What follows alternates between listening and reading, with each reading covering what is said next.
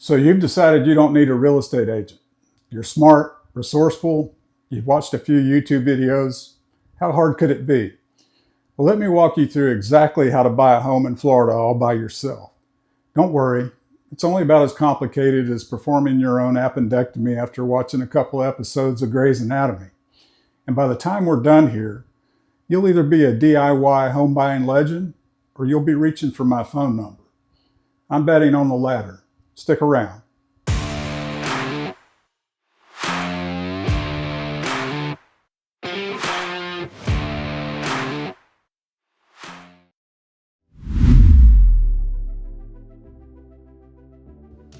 First things first, you need to become an instant expert on Florida real estate law. Hope you like reading because you got about 400 pages of statutes to get through. Florida Statute Chapter 475, that's your new bedtime reading. And don't forget the Florida Administrative Code 61J2, riveting stuff about disclosure requirements. Oh, and since you're in Florida, you'll need to understand our unique challenges. Sinkholes, flood zones, termites, hurricane codes, polybutylene piping, aluminum wiring, and something called Chinese drywall that destroyed thousands of homes between 2001 and 2009. But hey, Google is free and you can learn it all in a weekend, right?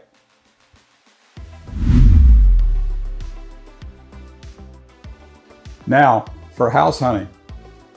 Sure, you can scroll through Zillow like everyone else, but here's what they don't tell you. Those listings are about as up to date as last year's Christmas fruitcake. You'll need MLS access, which, oh wait, you can't get that as a consumer. So you'll be working with whatever scraps make it to the public sites. Think of it like shopping for concert tickets after the pre-sale. You'll get what's left and you'll pay full price for it. You'll also want to research every neighborhood. Crime stats, school zones, HOAs with crazy rules, special assessments, flood zones, future development plans. This is going to take a while, but you got plenty of time, right?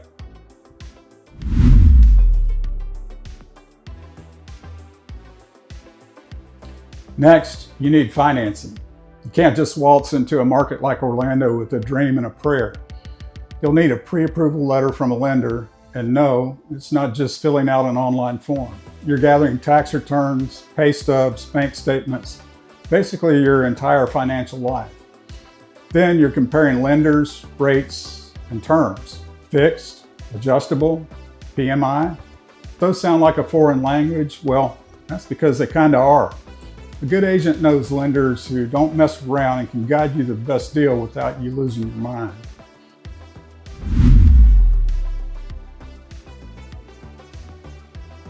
Found a house you like?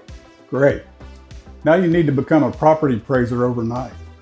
You'll need to pull comparable sales, but not just any comps. You need properties that sold within the last 90 days, within a half-mile radius, with similar square footage, age, and features. Oh, and make sure those sales weren't distressed sales, family transfers, or had unusual circumstances. How do you know? Well, that's where it gets fun. You'll need to research each transaction individually. How about don't bother with comps, market data, or trends, just go with your gut. If it looks cute and you feel good about it, I'm sure the bank will be fine lending you $500,000 based on your intuition. Or you could hire an agent who has access to actual MLS data and knows how to analyze it. But hey, where's the fun in that?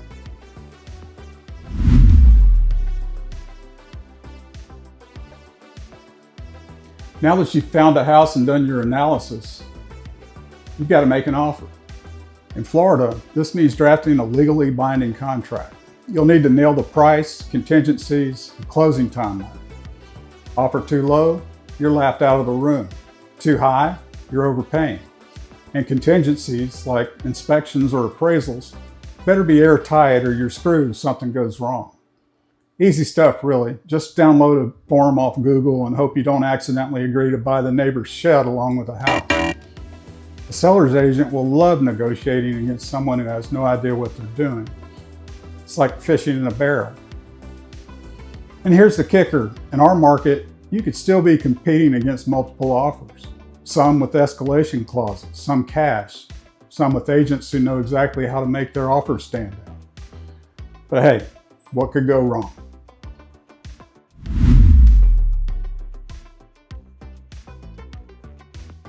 Congrats, your offer got accepted.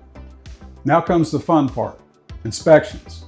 There's the general home inspection, the 4-point inspection, wind mitigation, WDO termite inspection, septic inspection, pool inspection, possible separate roof and HVAC inspections. When these inspection reports come back, and they will come back with issues, you'll need to decide what's normal wear and tear and what's a deal breaker. Then you'll need to negotiate repairs with the seller. I hope your poker face is better than your appraisal skills. Speaking of appraisal, while you're playing property inspector, the clock is ticking on your finances. Your lender will order an appraisal, and if it comes in low, you'll need to either renegotiate the price, make up the difference in cash, or walk away and start over. Then there's title searches to ensure the seller actually owns the place and there's no liens or legal drama. Miss something here? You could be stuck with a money pit or a lawsuit. A good agent coordinates this stuff and knows what to look for. You're Googling what is escrow at 2 a.m.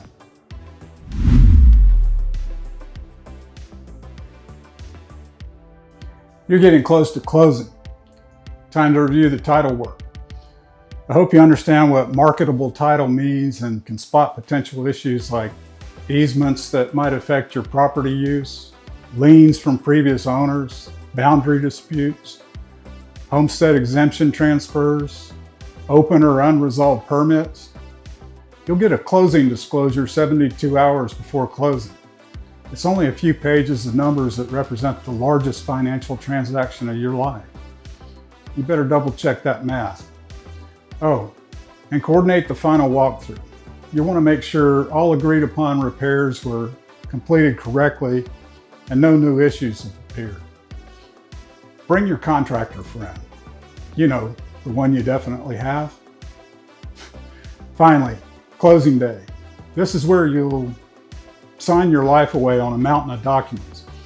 You'll need to understand escrow, closing costs, prorated taxes and HOA fees, documentary stamps, intangible taxes, etc.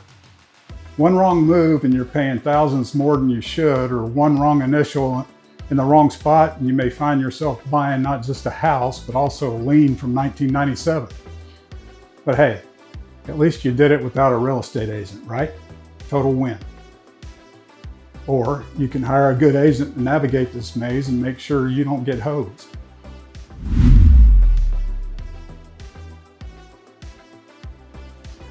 Look, I just walked you through the basics, and we haven't even talked about what happens if the deal falls apart. Backup contract procedures, new construction considerations, condo association and HOA document review, investment property tax implications, homestead exemption applications. The average real estate transaction in Florida has 47 different tasks that need to be completed in the right order, at the right time, with the right people. Miss one, and your closing gets delayed or your deal falls apart.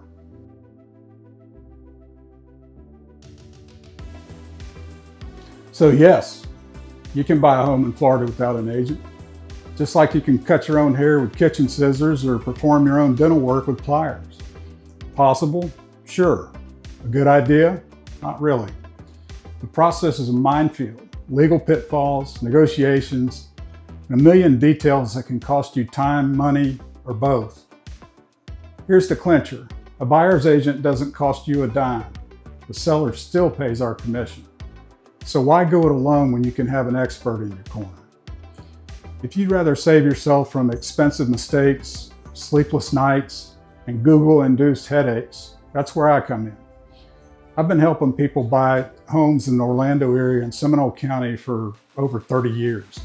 I know the pitfalls, the paperwork, and how to keep the process from turning into a circus. You can feel free to contact me anytime. And when you do reach out, I'll answer you personally, not AI not an assistant, not a team member. You'll get the real deal. So if you're ready to buy in Florida, don't go it alone. Call, text, email, or comment below, and let's do this the right way.